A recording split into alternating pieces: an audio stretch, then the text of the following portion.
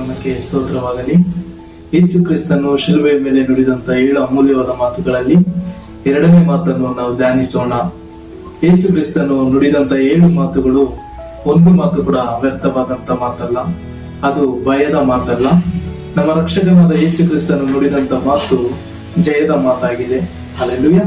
ಯಾಕಂದ್ರೆ ಒಬ್ಬ ಮನುಷ್ಯನು ಸಾವಿನ ಅಂಚಿನಲ್ಲಿರುವಾಗ ತಾನು ಮಾತನಾಡುವ ಪ್ರತಿಯೊಂದು ಮಾತುಗಳು ಕೂಡ ಅದು ವ್ಯರ್ಥವಾದಂತ ಮಾತುಗಳಲ್ಲ, ತನ್ನ ಹೃದಯದಿಂದ ಬಂದಿರುವಂತ ಮಾತುಗಳಾಗಿರ್ತವೆ. ಕಲ್ವಾರಿ ಬೆಟ್ಟದಲ್ಲಿ 3 ಶಿಲುಬೆಗಳು ನಿಂತಿದ್ದವು. 2 ಶಿಲುಬೆಗಳಲ್ಲಿ ಕಳ್ಳರು ಇದ್ದರು. ಅವರ ಮಧ್ಯದಲ್ಲಿ ಪಾಪವಿಲ್ಲದ ದೇವಕುಮಾರನಾದ ಯೇಸು ಕ್ರಿಸ್ತನು ತೂಗುತ್ತಿದ್ದರು. ನೋಡಿರಿ, ಶಿಲುಬೆಯಲ್ಲಿ ಯೇಸು ಸ್ವಾಮಿಯವರು 6 ಗಂಟೆಗಳ ಕಾಲ ಅವರು ಶಿಲುಬೆಯಲ್ಲಿ ಇದ್ದರು. ಆ ಸಮಯದಲ್ಲಿ ಅವರು ಕೋಪದಿಂದ ಮಾತನಾಡಲಿಲ್ಲ, ದೂರು ಹೇಳಲಿಲ್ಲ, ಯಾರನ್ನು ಕೂಡ ಶಪಿಸಲಿಲ್ಲ.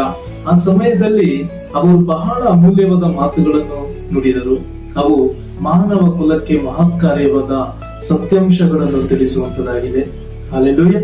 ಇಂದು ನಾವು ಯೇಸು ಕ್ರಿಸ್ತನ 2ನೇ ಮಾತನ್ನು ಧ್ಯಾನಿಸಲಿಕ್ಕೆ ಇದ್ದೇವೆ. ಹಲ್ಲೆಲೂಯಾ.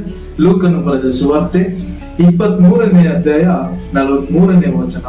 ಈ ಹೊತ್ತೇ ನನ್ನ ಸಂಗಡ ಪರದೇಶಿನಲ್ಲಿರುವೆ ಎಂದು ನಿನಗೆ ಸತ್ಯವಾಗಿ ಹೇಳುತ್ತೇನೆ ಎಂದು ಉತ್ತರ ಕೊಟ್ಟನು. ಹಲ್ಲೆಲೂಯಾ. ಕಲ್ವಾರಿ ಬೆಟ್ಟದಲ್ಲಿ ಯೇಸು ಕ್ರಿಸ್ತನು ಶಿಲುಬೆಯಲ್ಲಿ ತೂಗುತ್ತಿದ್ದಾಗ ಯೇಸು ಕ್ರಿಸ್ತನು ಈಗಾಗಲೇ ಚಾಟಿಯಲ್ಲಿ ಹೊಡೆಯಲ್ಪಟ್ಟಿದ್ದರು, ಭೀಕರವಾಗಿ ಹಿಂಸಿಸಲ್ಪಟ್ಟಿದ್ದರು, ಅವಮಾನಿಸಲ್ಪಟ್ಟಿದ್ದರು, ಹಾಸ್ಯಕ್ಕೆ ಒಳಗಾಗಿದ್ದರು, ಬಟ್ಟೆಗಳನ್ನು ಕಳಚಿ ಅವಮಾನ ಮಾಡಲಾಗಿತ್ತು.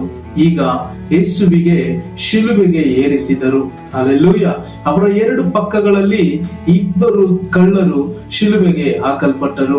ಆ 2ರಲ್ಲಿ ಒಬ್ಬನು ಯೇಸುವನ್ನು ಹಾಸ್ಯ ಮಾಡುತ್ತಾ, ನೀನೇ ಕ್ರಿಸ್ತನಲ್ಲವೇ, ನಿನ್ನನ್ನು ನೀನು ರಕ್ಷಿಸಿಕೋ, ನಮ್ಮನ್ನು ರಕ್ಷಿಸು ಎಂಬುದಾಗಿ ಹೇಳಿದ್ದ. ಹಲ್ಲೆಲೂಯಾ. ಆದರೆ ಇನ್ನೊಬ್ಬ ಕಳ್ಳನು ಪಶ್ಚಾತ್ತಾಪದಿಂದ ಯೇಸುವಿಗೆ ಹೇಳುತ್ತಿದ್ದಾನೆ, ಯೇಸುವೆ, ನೀನು ನಿನ್ನ ರಾಜ್ಯವನ್ನು ಪಡೆದವನಾಗಿ ಬರುವಾಗ ನನ್ನನ್ನು ನೆನೆಸಿಕೋ. ಹಲ್ಲೆಲೂಯಾ. ನೋಡಿರಿ, 2ರ ನಡುವೆ ಅನೇಕ ವ್ಯತ್ಯಾಸಗಳನ್ನು ನಾವು ನೋಡಬಹುದು. ಒಬ್ಬನು ದೈಹಿಕವಾದ ಬಿಡುಗಡೆಯನ್ನು ಕೇಳುತ್ತಿದ್ದಾನೆ, ಇನ್ನೊಬ್ಬನು ಆತ್ಮಿಕ ರಕ್ಷಣೆಯನ್ನು ಕೇಳುತ್ತಿದ್ದಾನೆ. ಒಬ್ಬನು ಶಿಲುಬೆಯಿಂದ ಇಳಿಯಲು ಬಯಸಿದ, ಇನ್ನೊಬ್ಬನು ಪರಲೋಕಕ್ಕೆ ಹೋಗುವುದನ್ನು ಬಯಸಿದ್ದ. ಒಬ್ಬನು ಯೇಸುವನ್ನು ಸಾಮಾನ್ಯ ಮನುಷ್ಯನಾಗಿ ಭಾವಿಸಿದ್ದ, ಇನ್ನೊಬ್ಬ ಕಳ್ಳನು ಯೇಸುವನ್ನು ರಾಜಾದಿರಾಜನು ಎಂಬುದಾಗಿ ಒಪ್ಪಿಕೊಂಡ. ಹಲ್ಲೆಲೂಯಾ. ಆ ಕಳ್ಳನು ತನ್ನ ಪಾಪಗಳನ್ನು ಅರಿತುಕೊಂಡನು, ತಾನು ಶಿಕ್ಷೆಗೆ ಅರ್ಹನು ಎಂಬುದಾಗಿ ಒಪ್ಪಿಕೊಂಡನು. ಯೇಸುವಿನ ಕಡೆಗೆ ನೋಡಿದಾಗ ಅವನಿಗೋಸ್ಕರವಾಗಿ ಒಂದು ಕೃಪೆಯ ಬಾಗಿಲನ್ನು ತೆರೆದಿರುವುದನ್ನು ಕಂಡನು. ಆ ಕಾರಣದಿಂದಲೇ ಅವನು ಪ್ರಾರ್ಥಿಸುತ್ತಿದ್ದಾನೆ. ಹಲ್ಲೆಲೂಯಾ. ಯೇಸುವೆ, ನನ್ನನ್ನು ನೆನೆಸಿಕೋ ಎಂಬುದಾಗಿ ಆ ಪ್ರಾರ್ಥನೆಯಾಗಿತ್ತು. ಹಲ್ಲೆಲೂಯಾ. ಆ ಒಂದು ಚಿಕ್ಕ ಪ್ರಾರ್ಥನೆ, ಆ ಒಂದು ನಂಬಿಕೆಯ ಪ್ರಾರ್ಥನೆ ಆ ಕಳ್ಳನ್ನು ಕೇಳಿದ್ದು, ನಿನ್ನ ರಾಜ್ಯದಲ್ಲಿ ನನ್ನನ್ನು ನೆನೆಸಿಕೋ ಎಂಬುದಾಗಿ. ಆದರೆ ಯೇಸು ಕೊಟ್ಟಂತ ಉತ್ತರ ಅದಕ್ಕಿಂತಲೂ, ಅವನು ಬಯಸಿದಕ್ಕಿಂತಲೂ ಒಂದು ಆಶೀರ್ವಾದದ ಸಂಗತಿಯನ್ನು, ನೀನು ಈ ಹೊತ್ತು ನನ್ನ ಸಂಗಡ ಪರದೇಶಿಯಲ್ಲಿರುವಿ, ನಾಳೆ ಅಲ್ಲ, ಮುಂದಿನ ಕಾಲದಲ್ಲಿ ಅಲ್ಲ, ಈ ಹೊತ್ತೇ. ಹಲ್ಲೆಲೂಯಾ. ರಕ್ಷಣೆಯ ಅನುಭವ ಅನ್ನುವಂಥದ್ದು ಅದು ತಕ್ಷಣ ದೊರಕುವ ಅನುಭವ. ಹಲ್ಲೆಲೂಯಾ.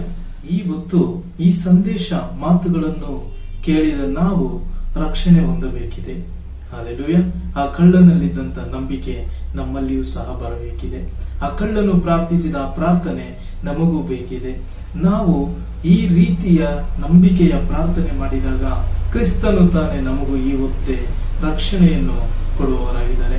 ದೇವರು ನಿಮ್ಮನ್ನು ಆಶೀರ್ವದಿಸಲಿ. ಆಮೆನ್.